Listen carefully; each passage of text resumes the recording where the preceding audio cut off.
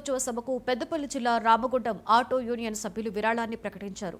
వరంగల్లోని ఎల్కతుర్తి వేదికగా ఈ నెల 27న జరగనున్న బీఆర్ఎస్ రజతోత్సవ సభ కోసం ఆటో యూనియన్ సభ్యులు సేకరించిన 50,000 రూపాయలను మాజీ ఎమ్మెల్యే కోరుకంటి చంద్రకు అందజేశారు. గత బీఆర్ఎస్ ప్రభుత్వం ఆటో డ్రైవర్ల సమస్యల పరిష్కారానికి సహాయ సహకారాలు అందించినట్లుగా మాజీ ఎమ్మెల్యే గుర్తు చేశారు.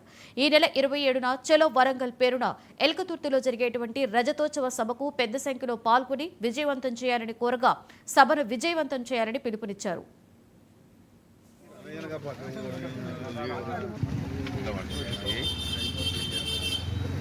జై తెలంగాణ, జై తెలంగాణ, జై కేసీఆర్, జై కేసీఆర్, జై తెలంగాణ, జై తెలంగాణ, జై కేసీఆర్, జై కేసీఆర్. విజయవంతం చేద్దాం రజతోత్సవ సభను విజయవంతం చేయడం కోసం ఈ పారిశ్రామిక ప్రాంతంలో ఉన్నటువంటి ఆటో యూనియన్లకు సంబంధించిన డ్రైవర్ మిత్రులందరూ కూడా రావాలని మేము పిలిపించినటువంటి నేపథ్యంలో మేము రావడంతో పాటు ఆ యొక్క రజతోత్సవ సభకు కేసీఆర్ గారు ఆనాడు మాకు అనేక విధాలుగా సహకారం చేసిండ్రు.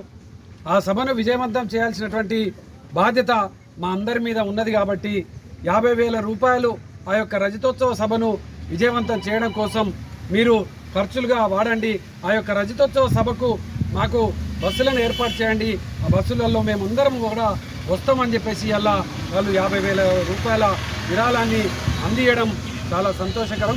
ఈరోజు ఒక ఉద్యమ స్ఫూర్తి ఆనాడు తెలంగాణ రాష్ట్రం ఏర్పడాలని ఏ విధంగా అయితే ఉద్యమ స్ఫూర్తిని ప్రజలు ప్రదర్శించారో ఈరోజు రజతోత్సవ సభను విజయవంతం చేయాలి.